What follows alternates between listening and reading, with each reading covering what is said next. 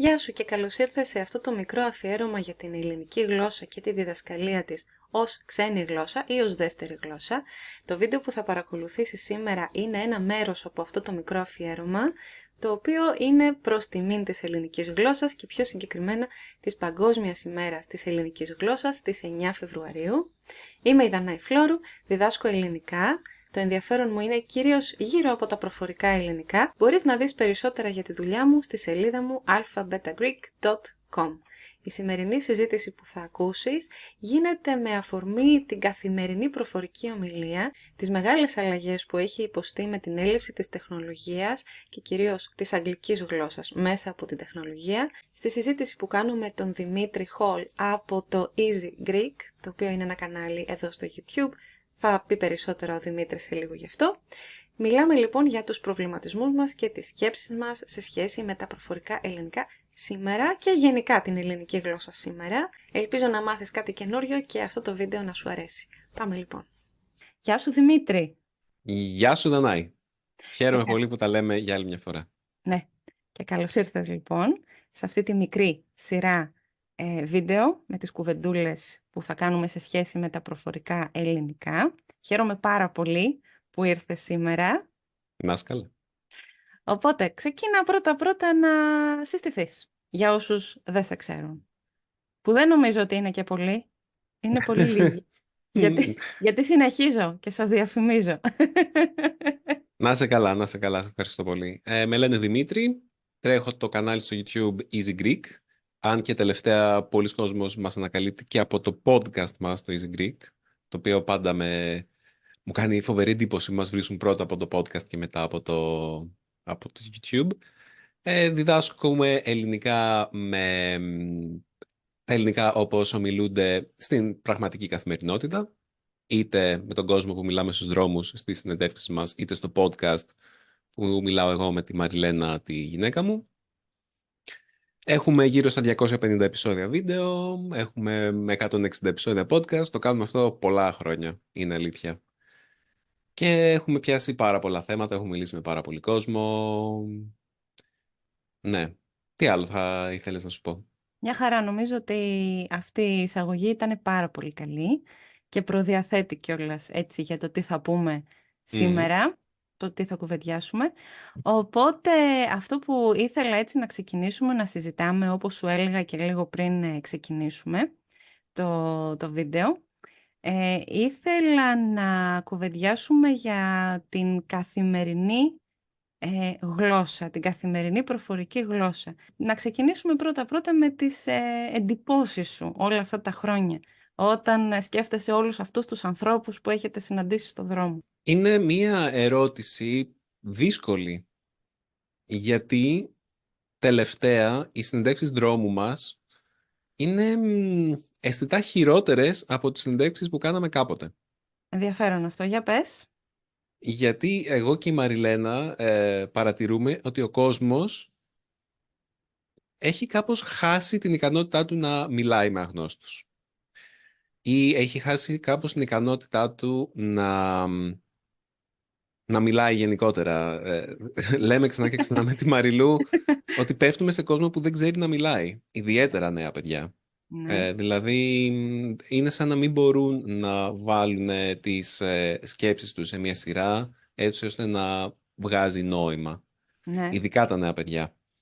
Και οι μεγαλύτερης ηλικίας άνθρωποι είναι πιο μαζεμένοι και είναι πιο δύσκολο να μας μιλήσουν. Κάποτε ήταν πιο εύκολο να μιλάμε με... Εντάξει, πάντα μιλάγαμε περισσότερο με νέους ανθρώπους, είναι αλήθεια. Αλλά τώρα τελευταία έχει παραγίνει το κακό. Δηλαδή οι νέοι μιλάνε πολύ χειρότερα. Όταν λέω χειρότερα, Ναι, κομπιάζουν πολύ, επαναλαμβάνουν τα ίδια πράγματα, δεν βγάζει νόημα μερικές φορές αυτό που λένε, τους ρωτάω άλλα πράγματα και απαντάνε άλλα πράγματα. Δηλαδή είναι... Δεν υπάρχει ηρμός. Δεν υπάρχει ηρμός, είναι απογοητευτικό.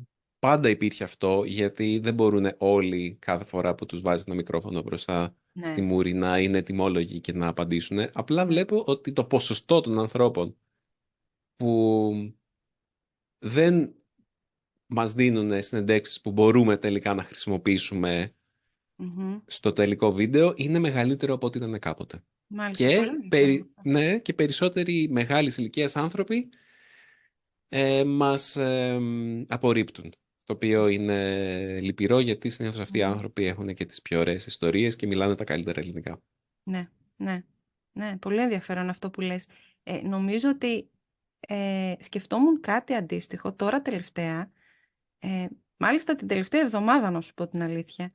Έπεσα πάνω έψαχνα κάποια πράγματα στο Google σε σχέση με κάποιες λέξεις και τα λοιπά, και έπεσα πάνω σε αναρτήσεις Instagram. Ξέρεις, όπως σου βγάζει το Google όλες τις αναζητήσεις, κάποιες φορές έχει κάποιες άσχετες αναρτήσεις Instagram, οι οποίες είναι δημόσιες από ό,τι καταλαβαίνω και γι' αυτό τις βγάζει το Google, ατόμων που απλά γράφουν πράγματα. Μμμ. Και διάβαζα, έτσι όπως διάβαζα τις αναρτήσεις αυτές πάνω στη λίστα του Google, δεν καταλάβαινα αν ήταν ελληνικά ή αν ήταν κάποια μετάφραση, όπου θυμάσαι όπως λέγαμε τι κάνει αυτός τώρα, κάνει Google Translate. Ναι. Δεν καταλάβαινα αν ήταν μια μετάφραση από ρομπότ. Αν μιλούσε δηλαδή ένας πραγματικός άνθρωπος ή αν ήταν μια σαχλή μετάφραση από ρομπότ. Και Ναι. δεν ξέρω αν σου λέει τώρα αυτό πράγματα για αυτό που μου λέει σε σχέση με το πώς μιλάνε τα νέα παιδιά. Δεν θέλω να είμαστε αφοριστικοί, αλλά από την άλλη και εγώ το βλέπω αυτό. Και εγώ το παρατηρώ αυτό. Πού νομίζεις ότι οφείλεται? Έχω κάποιες σκέψεις, αλλά για πες, πρώτος. Μμμ, νομίζω ότι τα παιδιά περνάνε λιγότερο χρόνο συνολικά με την ελληνική γλώσσα. Μμ, Πολύ απλά. ναι. Δηλαδή, αυτό που μας κάνει να γινόμαστε καλοί στη μητρική μας γλώσσα είναι οι συνολικές ώρες που περνάμε μιλώντας, ακούγοντας, διαβάζοντας, γράφοντας, όλα αυτά. Ναι. Αυτό που μας ξεχωρίζει εμάς τους φυσικούς ομιλητές από άλλους είναι απλά οι δεκάδες, εκατοντάδες χιλιάδες ώρες που έχουμε με τη γλώσσα μας. Ναι. Νομίζω απλά ότι τα παιδιά σήμερα δεν ακούνε ελληνική μουσική, Μμ. δεν βλέπουν ελληνικές ταινίες, δεν μιλάνε με Έλληνες, δεν μιλάνε ελληνικά. Μιλάνε ελληνικά μεταξύ τους. Μιλάνε ελληνικά μεταξύ τους, αλλά μπορεί να μην μιλάνε, μπορεί να γράφουνε, κατάλαβες. Μμ. Δηλαδή, νομίζω ότι τα παιδιά πλέον, η νέα γενιά, απλά μιλάει λιγότερο. Δεν χρειάζεται να εξασκήσει τόσο πολύ Μμμ. αυτήν την ικανότητα και γιατί γίνονται και λιγότερα πράγματα μέσω της ομιλίας, Μμμ. μέσω της προφορικής γλώσσας. Ναι. Όλο και λιγότερο χρειάζεται να μιλάς. Σκέψου μόνο ότι σε λίγα χρόνια θα φαίνονται παροχημένα τα βιβλία που σε μαθαίνουν πώς να ψωνίζεις. Γιατί όλα θα τα κάνεις μέσα από το e-food, ας πούμε, και από το Scrooge. Ναι. Ναι. Καταλαβαίνεις, θέλω να πω, ότι αυτού του είδους επικοινωνία που κάποτε ήταν όλη προφορική, όλο και μικρότερο μέρος επικοινωνίας είναι προφορική. Οπότε, ειδικά στα μικρά παιδιά, ειδικά στους μικρά παιδιά, εφήβους, έχω εφήβους ανήψια της Μαριλένας, Ναι. που δεν κάνουν καμία προσπάθεια επικοινωνίας μαζί σου. Είναι στο κινητό τους και σκρολάρουν TikTok κτλ. Ναι. Ή γράφουν μηνύματα Και και... γράφουν μηνύματα. Ναι. Οπότε απλά αλλάζει ο τρόπος που επικοινωνούμε Ναι. και χάνει κάτι η προφορική γλώσσα από αυτό. Εγώ Οι θέλω να είμαι... ικανότητές μας στην προφορική γλώσσα. Ναι. Εγώ θέλω να είμαι αισιόδοξη, πάντως. Δεν ξέρω. Από την άλλη, βέβαια, σκέφτηκα και το άλλο. Γι' αυτό σου λέω ότι είχα κάποιες σκέψεις σε σχέση με το θέμα. Σκεφτόμουν από τη μία ότι δεν μπορεί, τα πράγματα δεν είναι δυνατόν να αλλάζουν τόσο γρήγορα. Και από την άλλη σκέφτηκα, άσχετο, αλλά σκέφτηκα την κλιματική αλλαγή. Σκέφτηκα ότι η ελληνική γλώσσα περνάει μια κλιματική αλλαγή.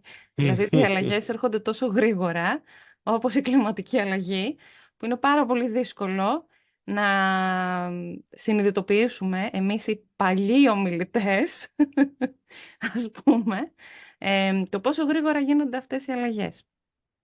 Και οι οποίες έρχονται από τη χρήση του κινητού τηλεφώνου, τα social media και όλες αυτές τις εφαρμογές. όπου χρειάζεται να γράφεις και όχι να μιλάς, όπου η επικοινωνία τέλος Επίσης, πάντων έχει αλλάξει. συγγνώμη που σε Ναι, διακόπτω, ναι. ναι, κάτι που δεν ανέφερα, νομίζω πολύ απλά ότι το εκπαιδευτικό σύστημα στην Ελλάδα έχει αποτύχει. Μμ, έτσι είναι. Επίσης. Μμ, Οπότε τα παιδιά δεν μαθαίνουν να μιλάνε γιατί ποτέ δεν χρειάζεται να μάθουν να μιλάνε. Ή ακόμα και βασικά πράγματα όπως να ξέρουν πιο περίπλοκες λέξεις, για παράδειγμα. ναι, Αυτό. ενώ στα μαθήματά τους υπάρχουν τέτοια, ε, μέσα στα βιβλία υπάρχουν τέτοιες λίστες, άπειρες λίστες, με Ναι. συνώνυμα, αντώνυμα, εκφράσεις κτλ. Ναι, τα παιδιά σήμερα, πάλι, τα παιδιά σήμερα, αλλά έτσι είναι, δηλαδή η νεολαία σήμερα Ναι.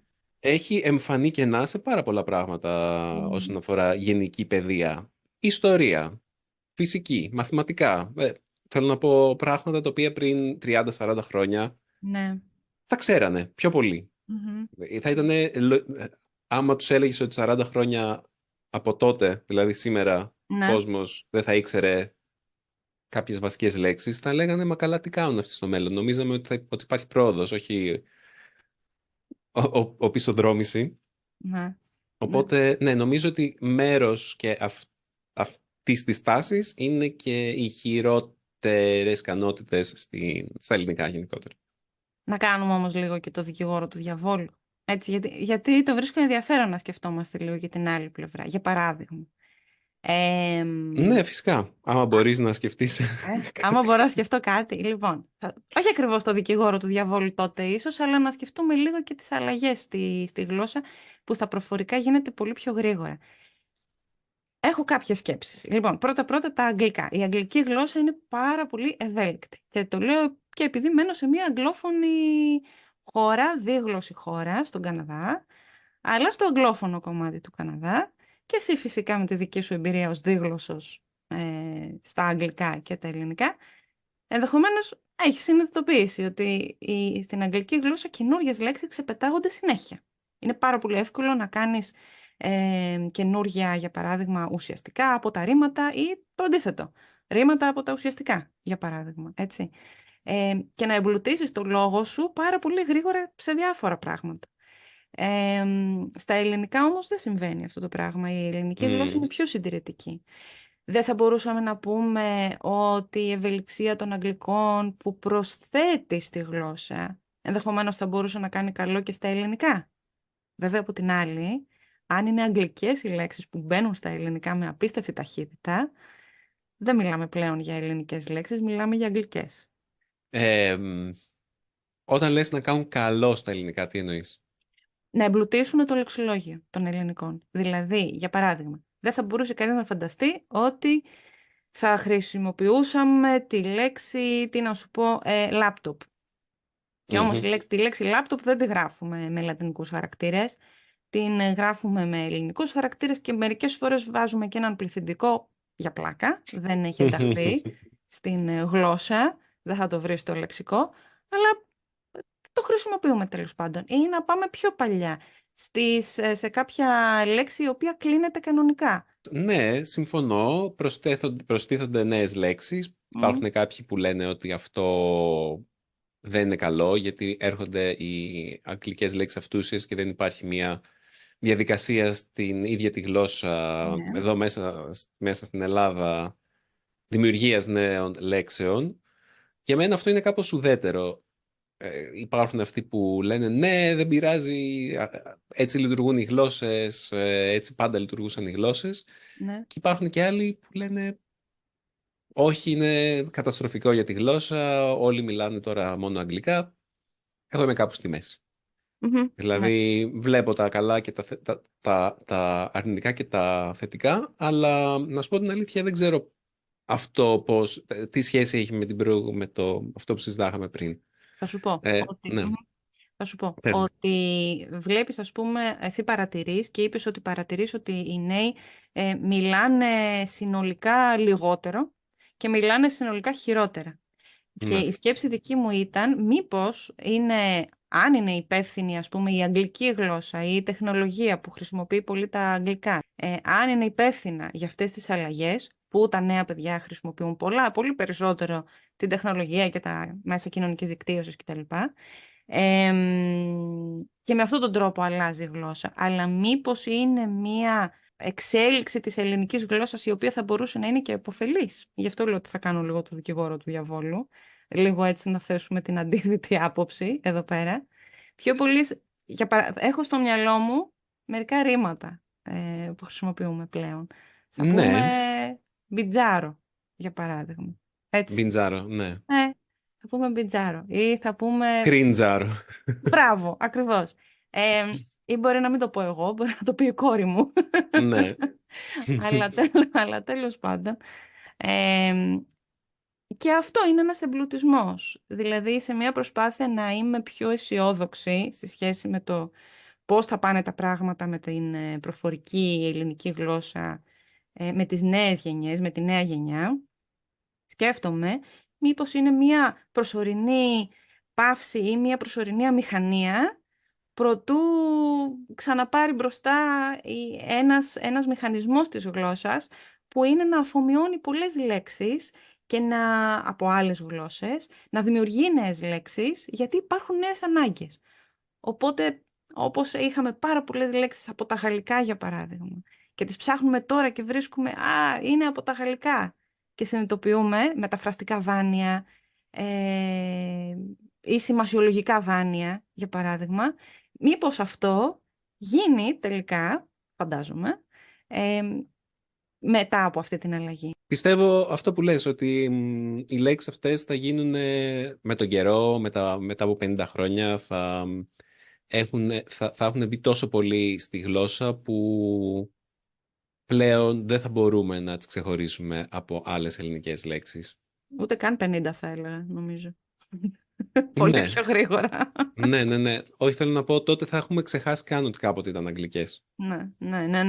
Αυτό Σωστά. εννοώ. Μμμ. Όπως είναι οι γαλλικές λέξεις τώρα που μερικές φορές δεν σκεφτόμαστε, όπως ανέφερες. Ναι. Αυτό που μου κάνει εντύπωση είναι το πώς δημιουργούνται καινούρια, πέρα από αυτό που λες, πέρα από τα γλωσσικά δάνεια που έχουμε τώρα από τα αγγλικά, την παλήρια, το τσουνάμι.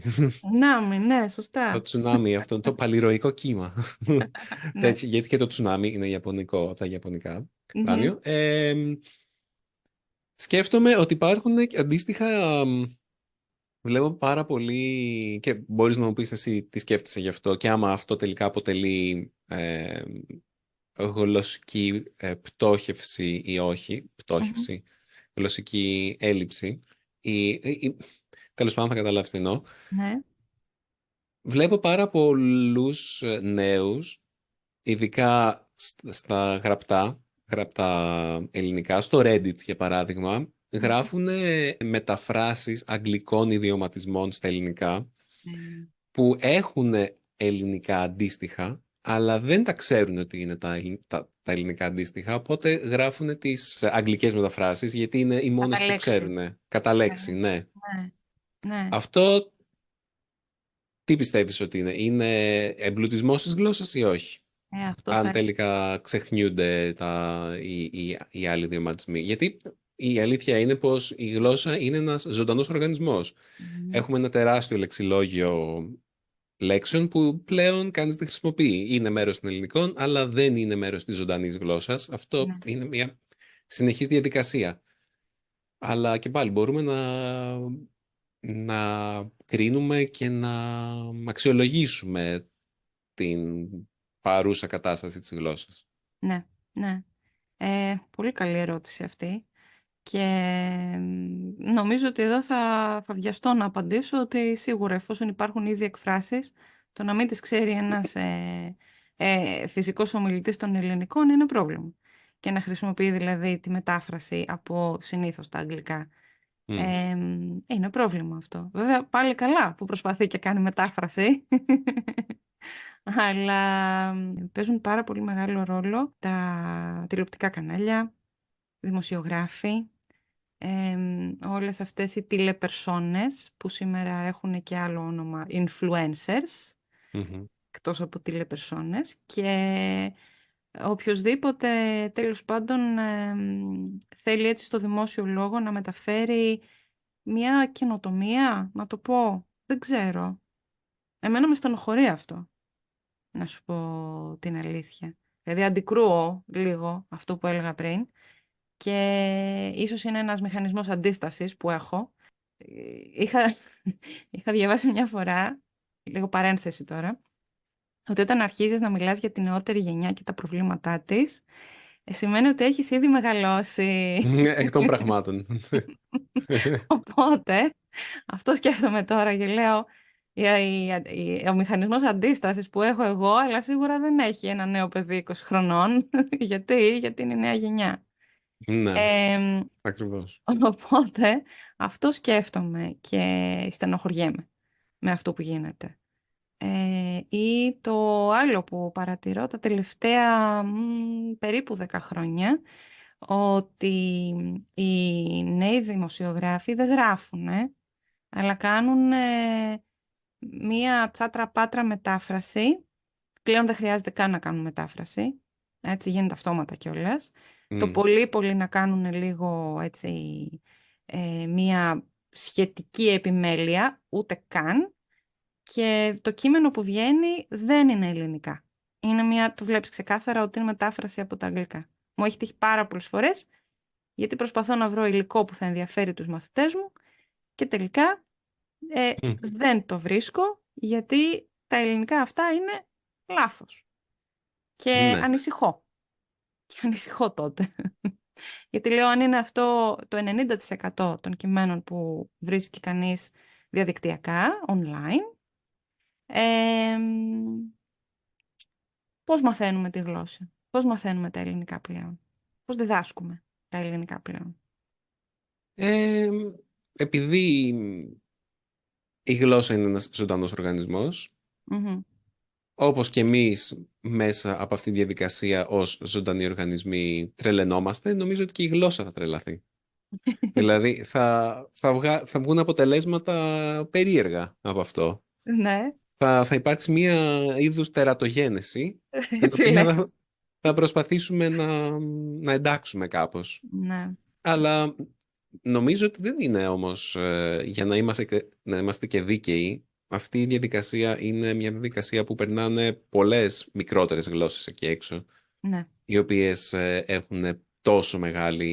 δέχονται τόσο μεγάλη πίεση από τα αγγλικά. Μμμ. Δεν είναι αποκλειστικό προνόμιο των ελληνικών. Θα Κατά έλεγα ότι μετέπειτα. Ναι. σίγουρα και γλώσσες όπως οι σκανδιναβικές γλώσσες, για Μμμ. παράδειγμα, έχουν τέτοια προβλήματα που μοιάζουν και περισσότερο με τα αγγλικά κιόλας. Μμμ. Ε, το λέω αυτό γιατί σε χώρες όπως η Ισπανία, Ιταλία, Γερμανία, Μμμ. Γαλλία έχουν λιγότερη πίεση από τα μέσα, Ναι. γιατί δεν είναι τα πάντα στα αγγλικά. Έχουν, δηλαδή, οι ταινίες τους είναι στη δική τους γλώσσα, είναι ντουμπλαρισμένες.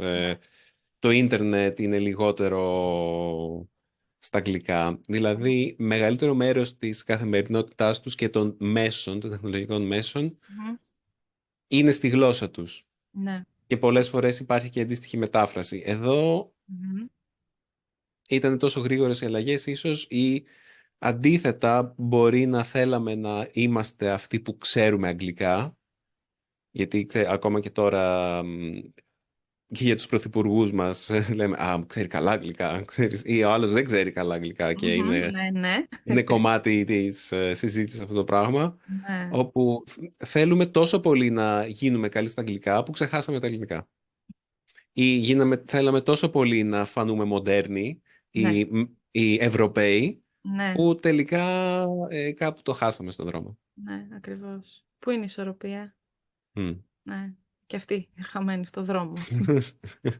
Ναι, ναι. Ίσως είναι μία πρόχειρη σκέψη που έκανα τώρα. Ναι. Λοιπόν, δεν είχα σκοπό η κουβέντα μας να είναι έτσι τόσο, πώς να το πω, Βαριά. βαριά ή προβοκατόρικη ή να προκαλέσει, ξέρεις, διαφωνίες, σκέψεις, έτσι, διάφορες. Αλλά γιατί όχι, είναι η πραγματικότητα. Και νομίζω ότι καλό είναι κάποιος να έχει ανοιχτό μυαλό και για όσα είπαμε εδώ και για όσα συμβαίνουν. Αλλά αυτό που διαφοροποιεί, νομίζω, τη φυσική εξέλιξη μιας γλώσσας που αναπόφευκτα έχει δανεισμούς από δάνεια, γλωσσικά δάνεια, από άλλες γλώσσες.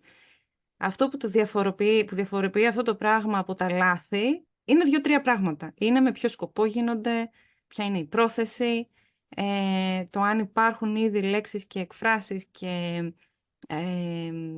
γραμματικές καταλήξεις που μια χαρά δουλεύουν, οπότε γιατί να τις αλλάξουμε και κυρίως γιατί να τις αλλάξουμε σε κάτι το οποίο δεν είναι της ίδιας της γλώσσας, είτε είναι ελληνική είτε είναι οποιαδήποτε γλώσσα, όπως είπες και εσύ. Προφανώς δεν είναι αποκλειστικό προνόμιο των ελληνικών αυτό που συμβαίνει. Οπότε είναι έτσι μια σειρά από πράγματα που νομίζω ότι κάνουν αυτή τη διαφοροποίηση ανάμεσα στο πώς θα εξελιχθεί η γλώσσα και στο ότι κάποια πράγματα είναι λάθη και ενοχλητικά λάθη, ας πούμε, που δεν θα έπρεπε να συμβαίνουν. Κάθε δάνειο ξεκίνησε όντας λάθος, επίσης, θα πω εγώ. Ναι, ενδεχομένως. Αν και Κάποιοι όχι θα το πάντα. ακούγανε και θα λέγανε αυτό δεν καταλαβαίνω τι σημαίνει, γιατί δεν το λες με τη λέξη που μπορεί να έχουμε στη γλώσσα ή και όχι. Ναι. Επίσης, Μμ. για μένα υπάρχει κάτι το ηρωνικό Μμμ. στα ελληνικά, γιατί στα ελληνικά και πώς είμαστε τόσο περήφανοι για το πώς η γλώσσα μας στο παρελθόν εμπλούτησε άλλες γλώσσες, τα Ναι. λατινικά και άλλες λατινογενείς γλώσσες, κατά συνέπεια και τα αγγλικά, Ναι. που τώρα, χιλιάδες χρόνια μετά, δέχεται αυτόν τον καταιγισμό από μια άλλη γλώσσα και ε, τη ρουφάει απνευστή αυτή Ναι. τη γλώσσα. Ναι. Έχει πλάκα γιατί είναι σαν βλέπεις ότι τελικά όλα κάνουν κύκλους. Κάποτε τα ελληνικά ήταν η γλώσσα που ενέπνευσε τον κόσμο, τώρα είναι τα αγγλικά η γλώσσα που εμπνέει τον κόσμο και βρίσκεται πίσω από όλες τις καινοτομίες πνευματικές, τεχνολογικές, Μμμ. όλα αυτά. Ναι. Ναι. Ναι. Ναι. Σωστή παρατήρηση. Βέβαια, είναι πραγματικότητα. Προσπαθώ να βρω αυτό που είπες, την αισιόδοξη ματιά. Για μένα δεν είναι ακριβώς απεσιόδοξο, όχι περισσότερο. Για μένα γίνονται πράγματα τα οποία είναι πιο απεσιόδοξα στον κόσμο, οπότε αυτό είναι πραγματικά στη λίστα με τις ανησυχίες μου είναι αρκετά χαμηλά. Με τους φόβους μου. Ναι. Περισσότερο φοβάμαι τι αποτελέσματα θα έχει η τεχνητή νοημοσύνη, για παράδειγμα, στο πώς παράγουμε το λόγο, παρά αυτά που συζητάμε τώρα. Όπως Ναι. είπες και εσύ με τα ρομπότ που μεταφράζουν άρθρα κτλ. Ναι. κτλ. Ναι. Ναι. Ναι. Το ChatGPT και... Δεν ξέρω, γιατί νομίζω ότι είναι λίγο αλληλένδετα. Γιατί όταν επιτρέπεις τόση ελευθερία ε, σε μία γλώσσα, το πώς να εισβάλλει κατά κάποιο τρόπο στις μικρότερες γλώσσες, έτσι με έναν υπεριαλιστικό λίγο τρόπο. Και ταυτόχρονα αυτή η γλώσσα είναι η γλώσσα της τεχνολογίας. Νομίζω ότι συμβαίνουν αυτά τα δύο πράγματα λίγο ταυτόχρονα. Ότι έχει ανοίξει η πόρτα, ότι αυτό συμβαίνει σε πολλαπλά επίπεδα. Δηλαδή μπορεί φαινομενικά να μην είναι κάτι που να σε ανησυχεί ή να με ανησυχεί τόσο όσο άλλα πράγματα. Προφανώς, κάποια άλλα πράγματα είναι πολύ πιο μεγάλη ζωτική σημασία, οι πόλεμοι καταρχάς που γίνονται. Ε, Κάποια άλλα πράγματα που συμβαίνουν στη ζωή μας, όπως το έθεσες, στον κόσμο μας. Αλλά νομίζω ότι είναι ένα μέρος από ένα πολύ μεγαλύτερο πράγμα που συμβαίνει. Δηλαδή, μάλλον πώς επιτρέπουμε εμείς οι ίδιοι φυσικοί ομιλητές των ελληνικών να γίνει αυτό το τσουνάμι που είπες, αυτό το πολυροϊκό κύμα, με τόσο μεγάλη ταχύτητα, σε βαθμό που να μας πιάνει απροετοίμαστος. Και ενδεχομένως μία σκέψη έτσι λίγο, δεν ξέρω, ψυχολογικο-φιλοσοφική. Ενδεχομένως η νεολαία να είναι τόσο απροετοίμαστη για αυτές τις αλλαγές και γι' αυτό να μην μιλάει και να προτιμάει να στέκεται λίγο έτσι πιο αμήχανη, πιο αμέτωχη και να προτιμάει το γραπτό λόγο περισσότερο. Ότι συμβαίνουν όλες αυτές οι αλλαγές τόσο γρήγορα που ναι, υπάρχει όλο αυτό μας πιάνει μια νευρικότητα, ένα άγχος και δεν ξέρουμε ακριβώς πώς να το διαχειριστούμε. Οπότε τι κάνουμε, παγώνουμε και δεν μιλάμε πια. Δεν ξέρω. Λες. Έτσι λίγο μια σκέψη ίσως λίγο τρελούτσικη, δεν ξέρω. Πραγματικά δεν είχα σκοπό να είναι η συζήτηση τόσο βαθιά. Αλλά να τι Και γίνεται την όταν... προηγούμενη φορά που Περίμενε. μιλήσαμε κάπως Ε, έτσι έγινε. Για κάποιους είναι τρομακτικό αυτό και με αποφεύγουν για αυτόν τον λόγο. Άνθρωποι που το δέχουν και τους αρέσει. Γι' αυτό λοιπόν, όσοι μείνατε μέχρι το τέλος αυτής της συζήτησης, έχετε κερδίσει όλη μας την αγάπη. Και σας ευχαριστούμε πολύ. Ωραία, οπότε στο Αν μας κλείσουμε ακούτε εδώ. και στο podcast, γενικά είναι κάτι που είμαι έτσι γενικότερα σαν άνθρωπος. Πάντα με κοροϊδεύει η Μαριλού ότι αυτή είναι η χαχαχά χουχουχού και εγώ πάντα στο podcast κάτι κάνω και γυρνάω το κλίμα και το πάω στο πιο φιλοσοφικό.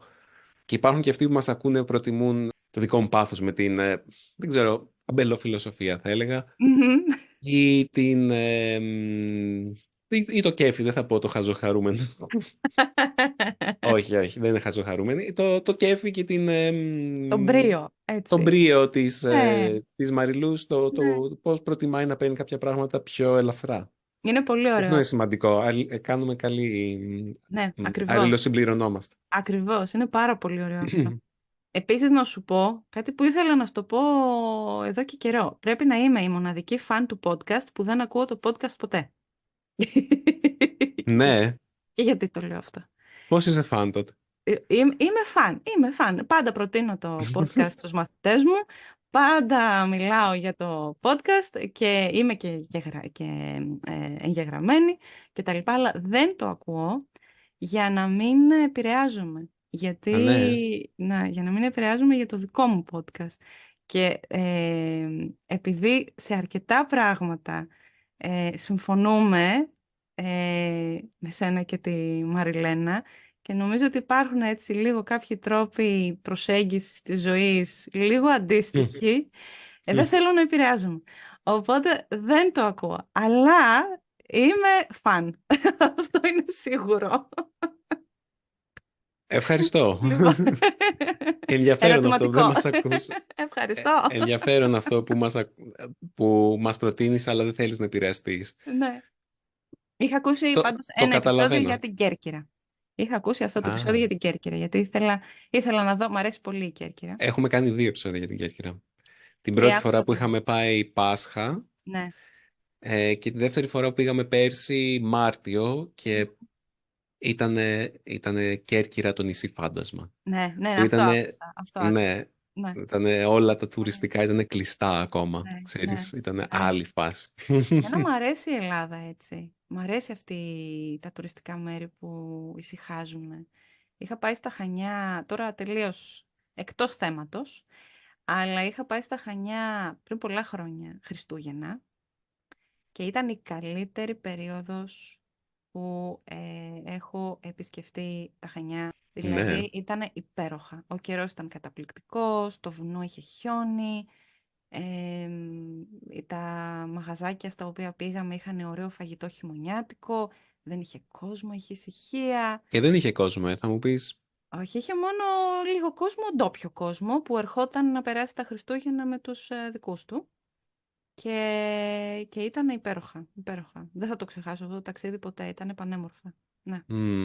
Μ' Έτσι πήγαμε κι αρέσει. εμείς στο Ναύπλιο Ναι. μεταξύ Χριστουγέννων και Πρωτοχρονιάς και ήταν πάρα πολύ ωραία. Αυτό, Και ναι. είχε και αυτά τα 20 20 βαθμούς, οπότε Θερμοκρασία. ναι, Εντάξει, ναι, ναι. τέλεια, τέλεια, ναι. Ωραία. Λοιπόν, οπότε το κλείνουμε εδώ, ολοκληρώνουμε εδώ την κουβέντα μας. Αλλά η σειρά αυτή, η μικρή σειρά των βίντεο δεν τελειώνει εδώ. Να παρακολουθήσετε και τα υπόλοιπα με τελείως διαφορετική θεματολογία. Έτσι πιάνουμε ένα μικρό θεματάκι ή μεγάλο θεματάκι κάθε φορά για λίγα επεισόδια. Και χάρηκα πάρα πολύ που είχαμε τον Δημήτρη σήμερα εδώ μαζί μας. Σε ευχαριστώ πάρα πολύ Δημήτρη και πάλι. Να είσαι καλά, Δανάη, χαρά μου πάντα να μιλάω μαζί σου και ελπίζω αυτή η συζήτηση να ήταν ενδιαφέρουσα για όλους και Και όλες. εγώ το ίδιο. Και εγώ το ίδιο. Γεια σας! Γεια χαρά! Πώς σου φάνηκε λοιπόν αυτό το βίντεο, έμαθες ίσως κάτι που δεν το περίμενες, έκανες κάποιες σκέψεις που θέλεις να μοιραστείς μαζί μας? Αν ναι, έλα να συνεχίσουμε τη συζήτηση στα σχόλια και ελπίζω να δεις και τα υπόλοιπα βίντεο με τις επόμενες συζητήσεις μας που έχουν περισσότερη σχέση με τη διδασκαλία της ελληνικής γλώσσας. Ευχαριστώ που παρακολούθησες σήμερα αυτό το βίντεο και τη σειρά, το μικρό αφιέρωμα για την Παγκόσμια ημέρα ελληνικής γλώσσας. Να είσαι καλά και γεια σου!